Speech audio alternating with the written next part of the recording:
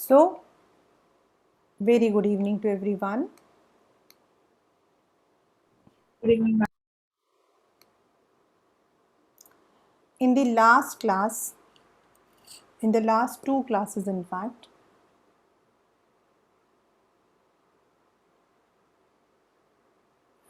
we had started off with the chapter Story of Palampur.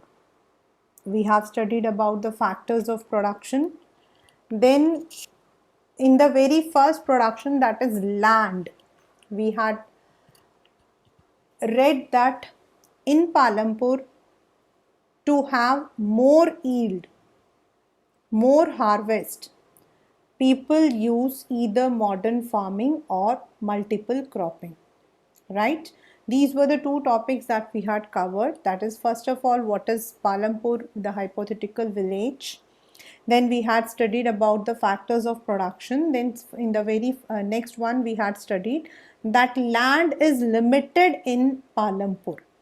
हम land को, अब आपको भी पता है, you might be living in your place, you cannot extend your land, but yes, you can definitely use that land in some, you can say, convenient manner or creative manner. So वहाँ पर they are using either the farming, modern farming, HYV seeds, then the insecticides, fertilizers, pesticides, irrigational methods, or they are using multiple cropping, right? But the main problem with such multiple cropping or modern farming, the main problem is when you are using, अगर आप भी अपने सामान को हद से ज़्यादा use करोगे तो what will happen, it will result in some kind of problems. Similarly, if you are misusing, overusing the land, आप उस पर हद से ज़्यादा पानी डालते हो, हद से ज़्यादा आप केमिकल फर्टिलाइजर्स यूज़ करते हो, तो then what will happen is the soil will lose its fertility. मिट्टी आपकी जो उसकी फर्टाइल होता है, द मेन इंग्रेडिएंट्स जिसकी वजह से वो पौधे आते हैं वो मर जाएंगे, वो खत्म हो जाएंगे. And that is why the question comes, will the land sustain. Land आपके पास एक्स्ट्रा तो आ नहीं सकते. Water is a replenishable resource, but land is limited for everyone. In many areas, green revolution is associated with loss of fertility due to increased use of chemical fertilizers. जब हम fertiliser, सबसे बड़ी बात क्या होती है बेटा, इन multiple cropping and modern farming, the farmers do not leave the land free. Normally हमें लैंड को जो है थोड़े टाइम के लिए फ्री छोड़ना चाहिए जिससे कि वो अपने नेचुरल फर्टिलिटी को रिगेन करे, but they don't leave it. Also, continuous use of groundwater for tube well irrigation has reduced the water table below the ground. Now what happens is, if we say, अगर हम लोग ये बात को कहते हैं तो now what comes is the water table. What happens is, it's not like कि कोई टेबल के जैसा नहीं बनता है, but let us say कि ये हमारा लैंड जाता है, तो when the rain falls, तो द लैंड के अंदर जो है, जो पानी होता है, that goes and it sediments here. Now, normally when we are pulling it through the well or through the tube well में क्या होता है, प्रेशर पड़ता है आपका, because it's using the electricity. So ये जो ग्राउंड वाटर होता है इस पर प्रेशर पड़ता है एंड इट गोस अप. हम इसको वेल से या फिर हैंड पंप से जो है हम इसको ऊपर लेकर आते. बट अगर हम इस पानी को, मतलब अब ये जो पानी है, इट वुड बी सेडिमेंटिंग, ऐसे 1 2 3 लेयर्स होते हैं. Normally on the top layer it is quite sweet water, और आपके जितने भी लीड और all kinds of the chemicals वो आपके सबसे नीचे जो है जाकर जम जाते हैं. So if we are not allowing this water, अब हम इस पानी को जो है रिप्लेनिश करने का टाइम नहीं देते हैं, तो व्हाट विल हैपन इज, ये वाली जो हिस्सा है, दिस विल गेट ड्राई, ये सूख जाएगा, और धीरे धीरे धीरे प्रेशर होते होते होते होते ये जो नीचे, सबसे जो नीचे लेयर है, वो पानी ऊपर से आएगा. तो दिस इज आपका water table. Normally when we are, हम ऊपर ऊपर से निकालेंगे तो पानी नीचे रहता है, बट अगर हमने बिल्कुल नीचे तक निकाल लिया तो व्हाट विल हैपन, जो सबसे नीचे जो आपके सेडिमेंट्स हैं जिसमें आपके लीड है या any kind of that would come, उससे एक तो आपका जो लैंड है that would be spoiled, land आपका खराब हो जाता है, एंड जो वाटर टेबल है वो नीचे चला जाता, और वाटर टेबल को ऊपर आने में you require a good amount of rainfall. So that is why over usage of groundwater is also it is also harmful. Environmental resources like soil fertility and groundwater are built up over many years.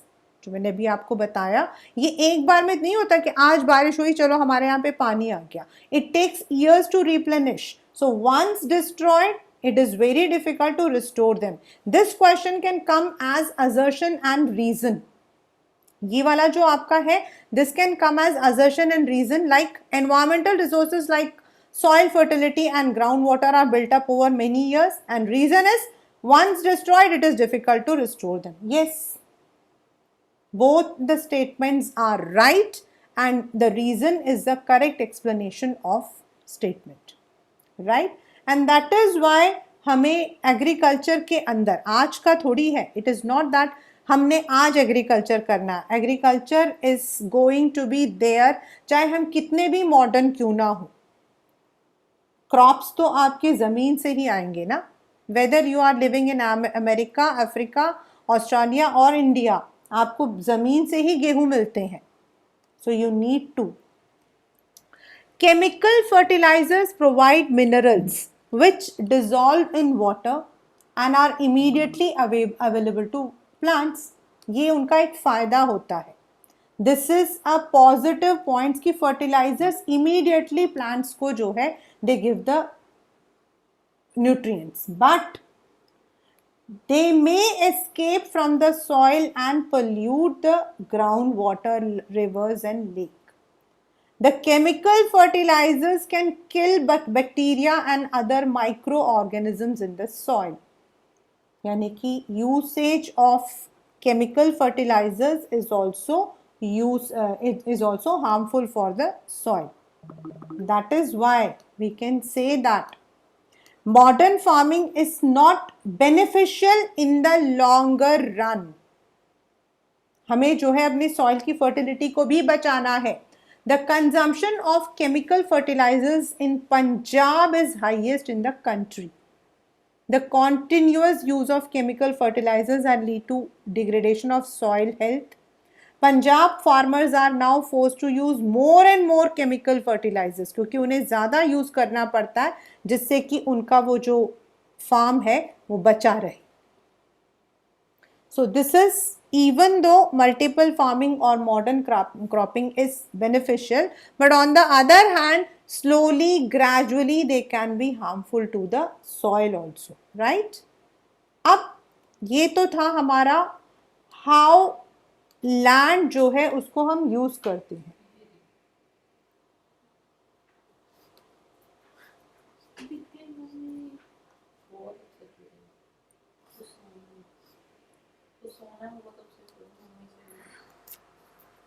How? Just 1 second.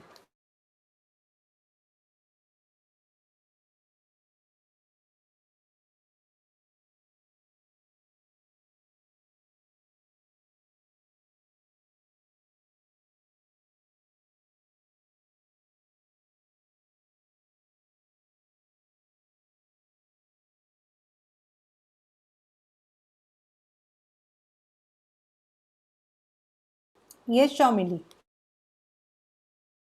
Ma'am, can you please explain that diagram of groundwater and water table? I was not able to understand.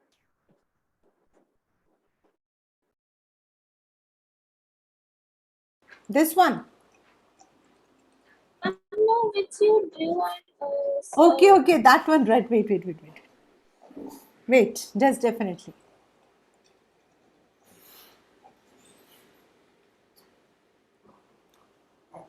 Wait, I'll do it on a proper piece.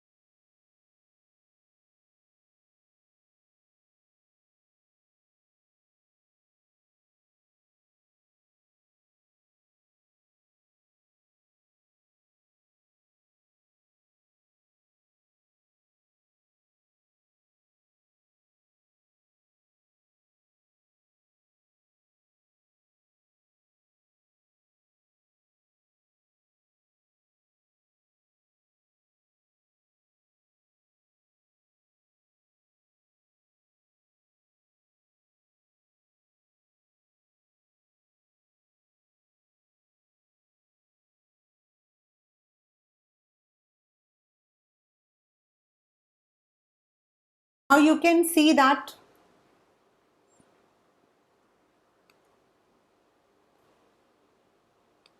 this is the soil layer, means on the top you can see the soil layer, and this is where the crops are grown, right? मतलब ये हम लोग जो है this we can see, ये इसके ऊपर आपके जो है पेड़ लगे होते हैं. But on the other hand if you see, इसके नीचे, मतलब ये हम जमीन होता है, तो ये हमारा बेड रॉक होता है, यानी कि सबसे नीचे की सतह जहां तक आपका जो है हमारी जमीन जाती है.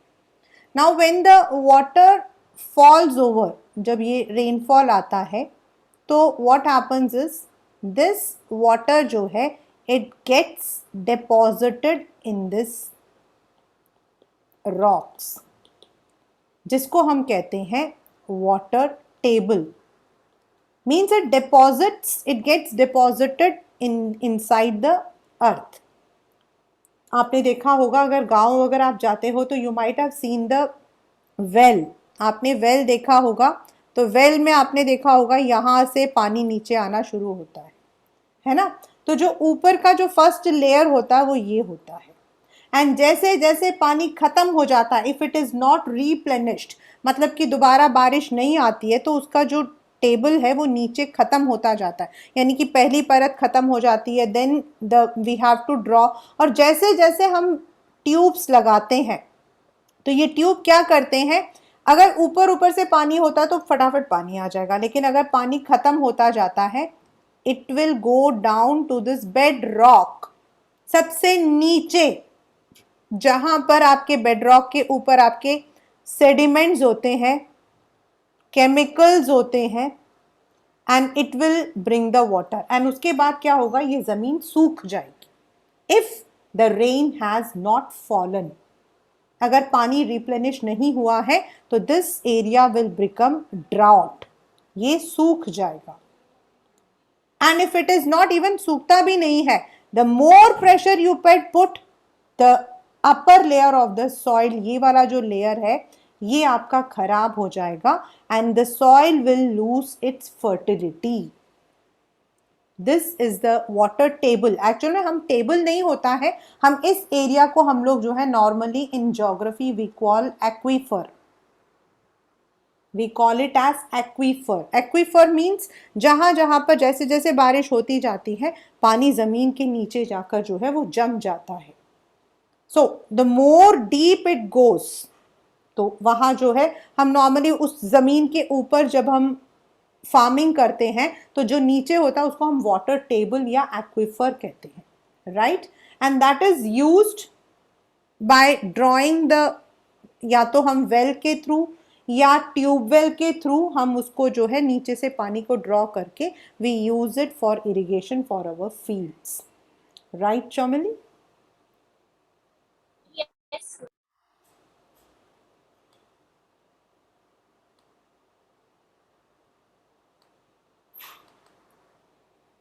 So now the next one is how is land distributed in farmer.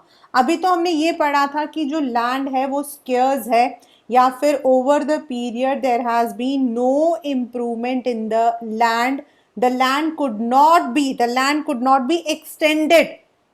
तो now how it is distributed, मतलब सबके पास इक्वल लैंड है. अगर पालमपुर में से हो कहो कि 1000 गज है और 10 जने हैं, तो क्या सबके पास 100 गज है? No. Unfortunately, not all people engaged in agriculture have sufficient land for cultivation. Some of them are having their own lands, but some of them are working under someone else. In Palampur, हमने पढ़ा था there are 450 families total. Out of them 150 are, मतलब कि 450 families are landless. 1/3 of the 450 are landless, यानी कि 150 family के पास अपनी कोई जमीन नहीं है. They are all Dalits. They are all outcast, मतलब कि अपने गांव से वो बाहर है. They don't have any land for cultivation. Of the remaining families, अब 450 में से 150 चले गए, अब रह गया 300. 240 यानी कि 300 में से yes, Krishna. Out of 300, 240 families जो है उनके पास, यानी कि मैक्सिमम पीपल के पास 2 हेक्टेयर्स मतलब इतनी ही जमीन है. And there are about 60 families. ये आपका जो है केस स्टडी में आ सकता है. This particular question can come as a case study, right. जो 60 फैमिलीज हैं उनके पास शायद 2 हेक्टेयर से ज्यादा की जमीन है. Now you can imagine that maximum farmers, आपके जो फार्मर्स के पास लैंड नहीं है हम उनको स्मॉल फार्मर्स कह सकते हैं, राइट. एंड अगर हम लोग 2 हेक्टेयर्स कहते हैं तो अराउंड 240 फैमिलीज हैं. मैक्सिमम फैमिलीज आपके मिडिल हैं. और 1 हेक्टेयर में आपके जो है 10,000 स्क्वायर मीटर्स होते हैं. Can you imagine, it is only 10,000 square metres.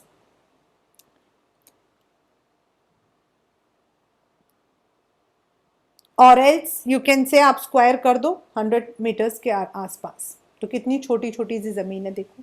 100 metres कितना होता है, बहुत छोटा सा. Cultivation of such plots doesn't bring adequate income to the farmer family, right? Tribune is the name of a, यहाँ लिखा है the Tribune. The Tribune is the name of a newspaper.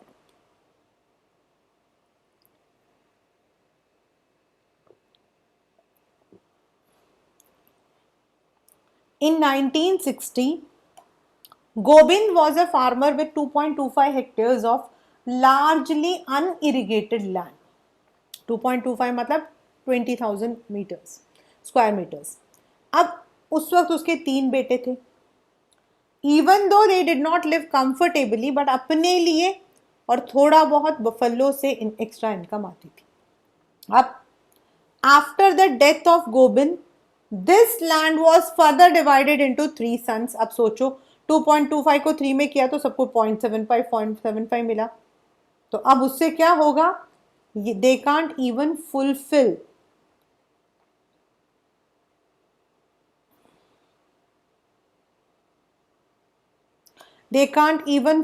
their needs. क्योंकि जब आप जमीन पे मतलब कि if you are sowing, not all the plants will be मतलब कि yielding into flowers. सब कुछ आपके जो है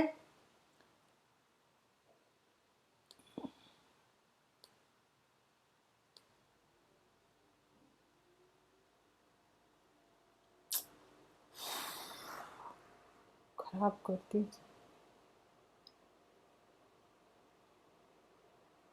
नॉट ऑल द, जो अगर आप मान लो कि आपके पास एक थोड़ी सी जमीन रखी हुई है एंड यू हैव प्लांटेड, यहां पर आपने लगाया है, not every plant will have the flowers, not every plant will grow into a proper plant. ये एक बहुत बड़ी मतलब कि प्रॉब्लम्स होती हैं इन एग्रीकल्चर. अगर मान लो आपने 9 पौधे लगाए तो हो सकता है इसमें से 2 या 3 ही दे में flower. So that means the family has to sustain, खुद को जिंदा रखना है, 2 वक्त का खाना खाना है. So जो छोटी मतलब की जमीन होती है, they cannot. These are cultivated by the small farmers. On the other hand, more than half of the areas of the village is covered by plots that require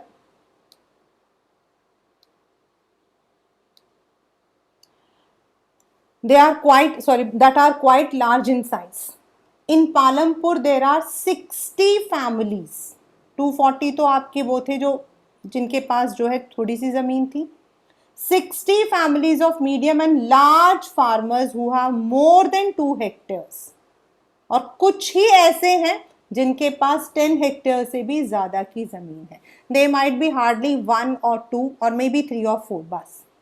यानी कि out of 450 maybe only 4 or 5 farmers are having large areas. Around 240 are having around 1 to 2 hectares. And 60 families ऐसे हैं जिनके पास 2 से लेके 10 के बीच में 2 to 10 hectares land है. This comes as a case study. मतलब it had come as an RTC in the last two classes. इसीलिए, right? So this is how the land is distributed, and that is why many of the, ये देख सकते हो आप, many of the farmers have to migrate. They have to migrate to other areas, or sometimes they have to do some extra work to keep themselves alive. ये देखिए, cultivated area का मतलब होता है जिस एरिया में हम लोग जो है कल्टिवेशन कर रहे हैं. स्मॉल फार्मर्स आपके इतने, and normally yellow farmers, medium and yellow, and number of farmers यहाँ पे 20% एंड यहाँ 80%. 80% of the people are actually in, मतलब कि स्मॉल और other, and medium and large जो है 20% पीपल ही है, those who are having this. यानी कि लैंड इज, मतलब इस वाले जो आपका ग्राफ है, इससे ये पता लगता है land is not equally distributed. I am explaining it once again. ये जो पहला गोल दिख रहा है आपको, येलो एंड ब्लू कलर, ये दिखा रहा है कि मैक्सिमम जो आपका ये वाला एरिया है मीडियम एंड लार्ज फार्मर्स के पास है. मतलब बड़े बड़े जो आपके जगह हैं वो लार्ज फार्मर्स के पास है, और जो छोटी छोटी जगहें हैं they are there in with the small farmers. The number of farmers are only 20%. लेकिन जो नंबर ऑफ फार्मर्स हैं, अगर इतनी बड़ी जमीन है लेकिन इसको कितने लोग ओन कर रहे हैं, अराउंड 20%. यानी कि 450 का 20% कितना हुआ, 90 people. Only 90 people have this much of land, and the rest people are, इतनी छोटी सी जो जगह है इसके अंदर बाकी सबको अपना गुजारा करना पड़ता है. Is it clear? Is this graph clear everyone? Yes, ma'am. This shows unequal distribution Yes, ma'am. of land in Palampur. ठीक है. नाउ सेकेंड हमारा फैक्टर था labour. Labour, there are two kinds of farming in India. One is जिसमें हम खुद अपनी family जो है they are working. Secondly, there are people who hire the farm laborers to work on their fields. एक को हम कहते हैं subsistence farming और दूसरे extensive subsistence farming. दूसरे को हम कहते हैं intensive subsistence farming. Extensive subsistence farming का मतलब होता है स्मॉल फार्मर्स जिनके पास अपनी जमीन है, दे would be using the small tools, जो आपके पास आसपास के टूल्स हैं, जो घर में, मतलब जो पुराने जमाने के टूल्स हैं उनको यूज करते हैं. They will be using rain water as their irrigation. Whereas जो आपके इंटेंसिव होता है, यानी कि जो मीडियम एंड लार्ज फार्मर्स होते हैं, वो अपनी ज़मीनों पर, जिनके पास ज़मीन नहीं है, उन फार्मर्स को काम करने के लिए बुलाते हैं. They hire the labours, and जो सरप्लस होता है that they sell in the market. उनको हम इंटेंसिव सब्सिस्टेंस फार्मिंग कहते हैं, right? Labour is the second necessary factor for production. And farming, agriculture is one of the most labor absorbing sector. Small farmers along with their families cultivate their own field. Thus, they provide the labor required for farming themselves. इनको हम extensive subsistence farming कहते हैं. While the medium and large farmers hire farm laborers to work on their fields. The farm laborers come either from landless families or families cultivating small plots. या तो जिनके पास छोटी छोटी जमीन है या जिनके पास जमीन है ही नहीं, वो लोग जो है मीडियम या लार्ज फार्मर्स के पास काम करते हैं, right? Unlike farmers, farm laborers do not have a right over the land. उनके पास, उनको कोई जमीन पर लैंड, कोई हक नहीं होता, मतलब not on the crops. They are only paid wages by the farmer for whom they work. The wages can be in cash or in kind. Now cash का मतलब तो हो गया पैसा, और काइंड का मतलब है उसके बदले में उन्हें कुछ मिल जाता है। मतलब आप हमारे जमीन पर काम करो, आपको 1 मन आटा मिल जाएगा, आपको 10 किलो चावल मिल जाएगा, ऐसे। So they have to work either for cash or kind. Sometimes they may even get meals. और वेजेस जो है normally vary from region to region, crop to crop, farm activity to one. मतलब sowing में कम होगा, harvesting में ज्यादा होगा, मतलब हर एक एक्टिविटी का अलग अलग होता है, it's not fixed. And also there is a wide variation in the duration of employment. किसी किसी को पूरे साल काम मिल जाता है, किसी किसी को सिर्फ उस वक्त काम मिलता है जब ज्यादा आपका जो है, जब ज्यादा आपका जो है मतलब कि योर रिक्वायरमेंट ज्यादा हो तब भी।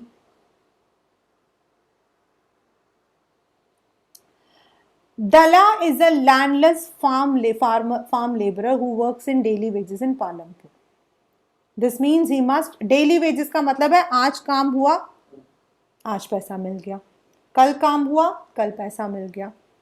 The minimum wages ये as per 2011 है बेटा, there can be some changes also. There can be some changes also, right? It's not like कि it is fixed, दोनों में चेंजेस आपके आते हैं। अभी मेरे ख्याल में 180 कुछ ऐसा भी है as per day, but Dala gets only 80। क्यों भाई?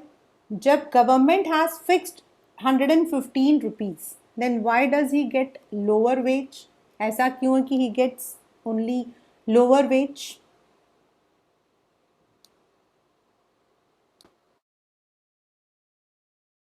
That means why he is getting so less?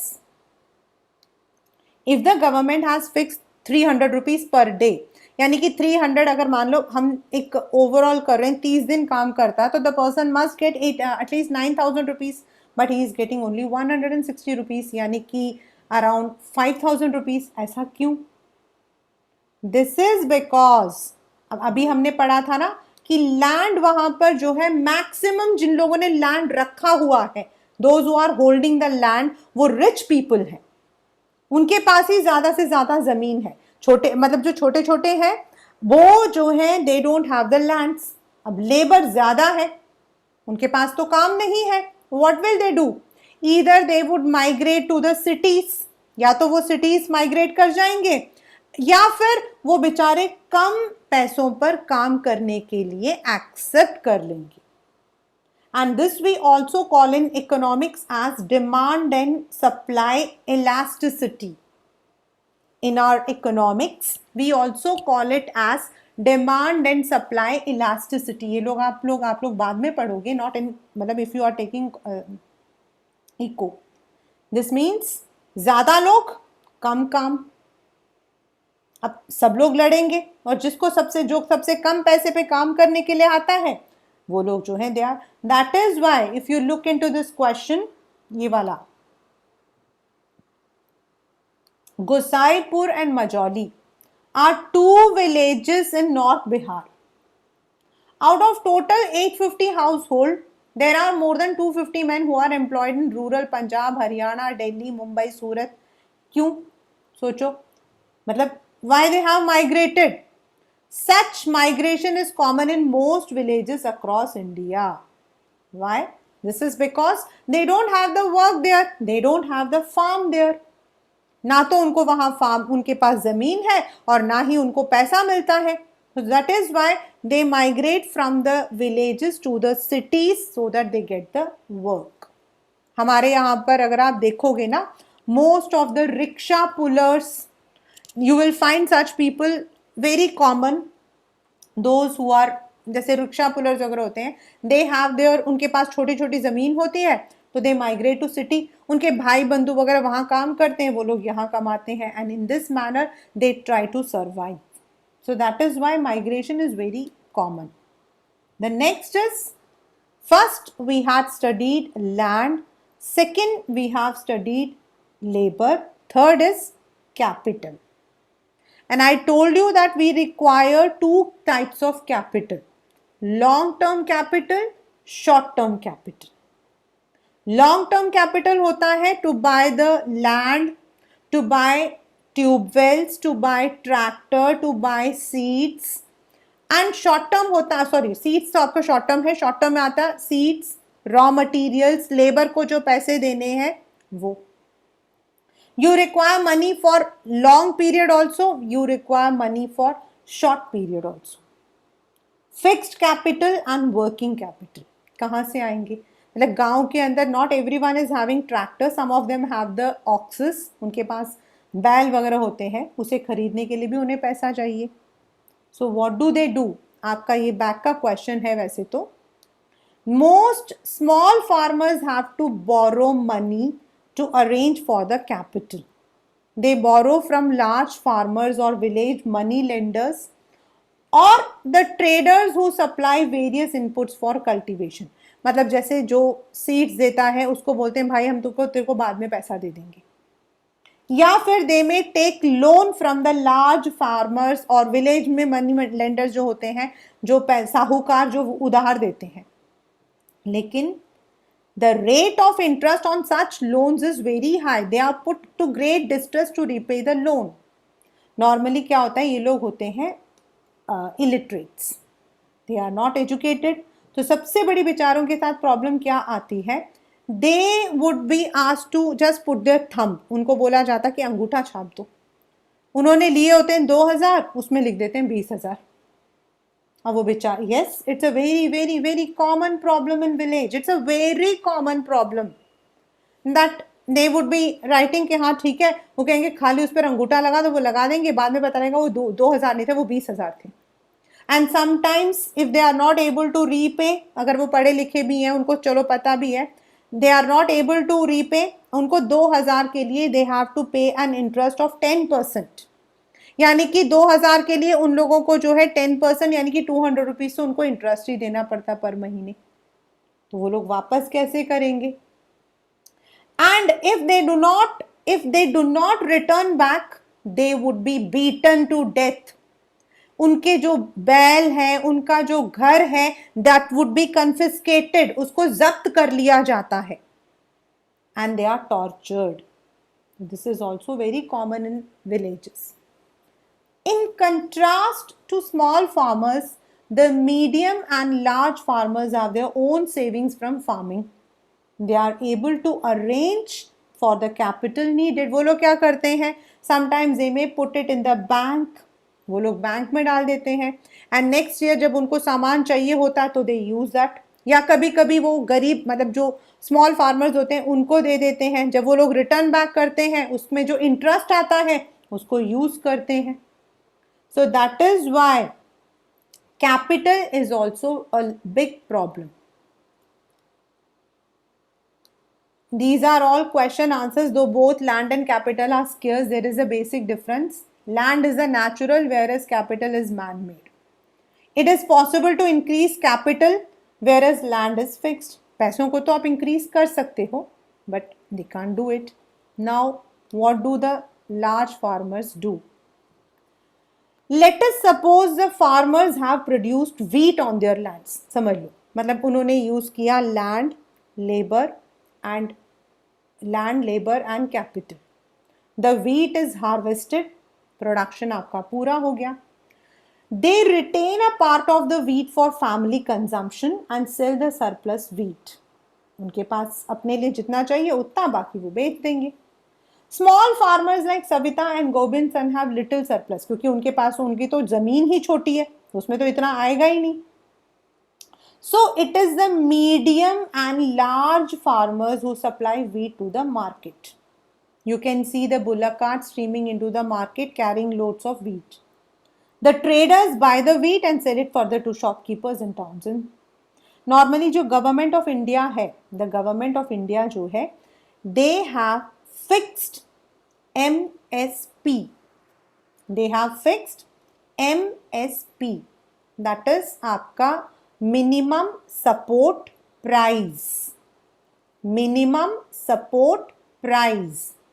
And before the farmers are harvesting their मतलब कि हार्वेस्ट करते हैं, like for rice, then for wheat, जो गवर्नमेंट है वो अनाउंस करती है हम लोग आपसे जो है 2 रुपए किलो, 3 रुपए kilo, now it is I think 5 rupees kilo, they buy and they keep it in the godowns, FCI के गोदाम में रखते हैं, and later on they sell it as in the ration की, जो हमारे राशन की दुकान होती है वहां पर, या फिर कोई नेचुरल कैलामिटी वगैरह आ गई तो वहां पर गवर्नमेंट जो है उनको सप्लाई करती है.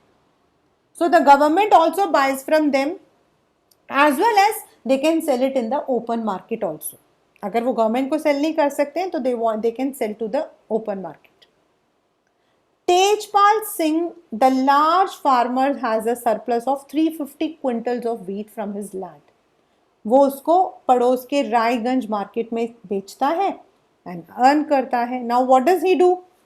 Last year Tejpal had put most of the money in the bank account.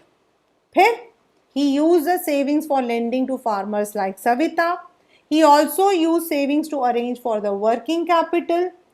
This year he is planning to buy another tractor, yani ki he will increase his fixed capital.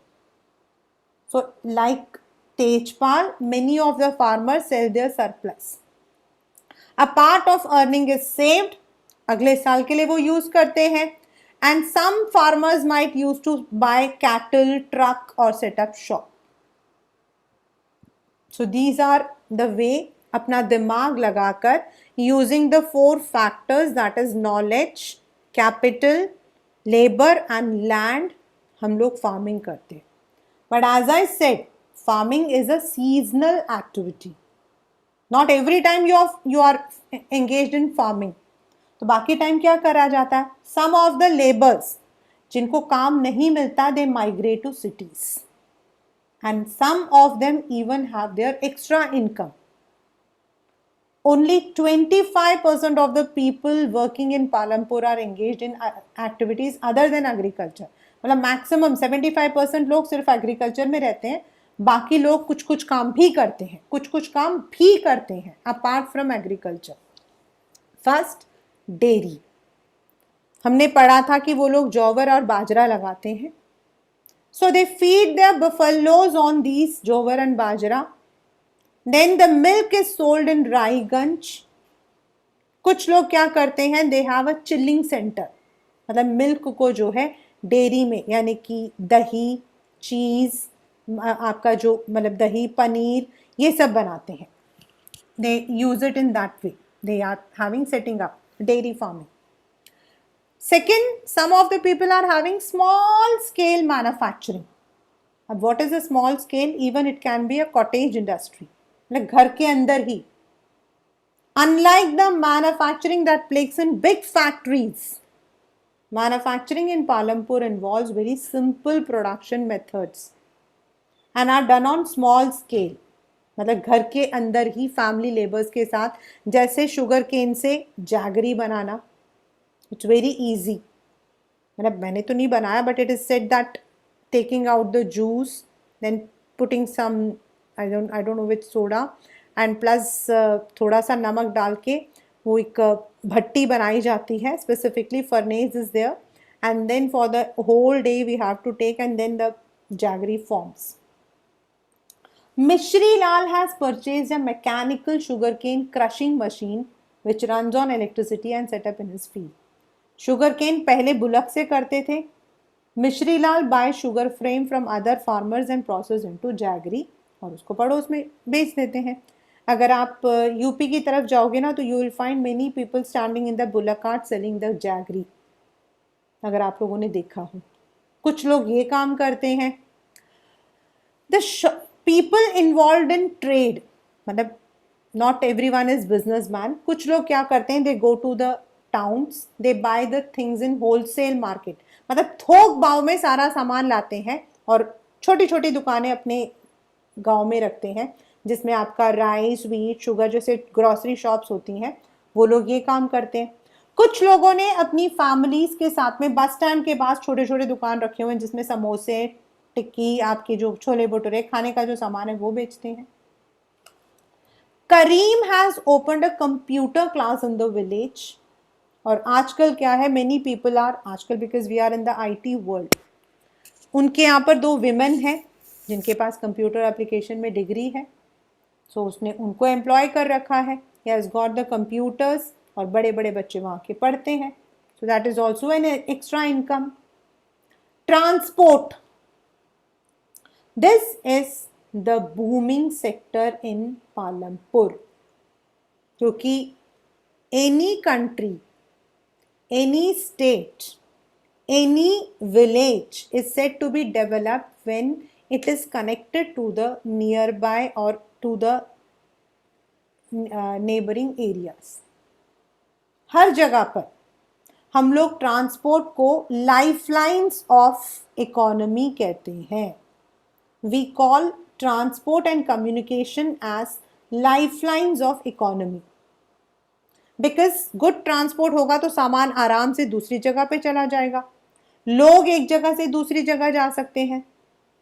There are variety of vehicles on road connecting Palampur to Raiganj. Rickshaw वाला, टोंगा वाला, jeep, tractor, truck drivers, people driving the traditional bullock cart, bogie, सब है.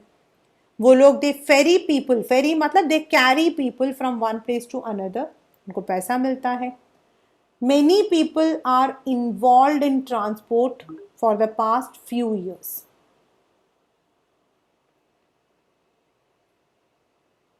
Now, if you see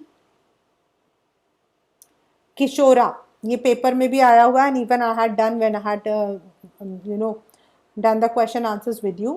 Kishora is a farm labor. Like other laborers, Kishora found it difficult to meet his family needs from the wages he received. So he took a loan from the bank. जब government देती है, government has many schemes. He bought a buffalo with this money. He now sells the buffalo's milk. Plus उसने अपना एक buffalo के साथ एक wooden cart भी यूज किया है. जब बफलो दिन में खाली होता है तो he uses to transport various items. Once a week he goes to river Ganga to bring black clay for potter. जब जाता है तो वो यहाँ से जागरी यानी कि गुड़ रखते हुए जाता है, और जब वापस आता है तो ही गेट सम वर्क, और in this manner he is able to earn more than what he used to earn some years back. Thus we can say that if we look into the entire chapter, what we find is a country like India where agriculture, अभी हमने क्या देखा था, land is mainly owned by the big farmers or large farmers, and the small farmers either they have very less land, or if they even have land they are having, or they are landless.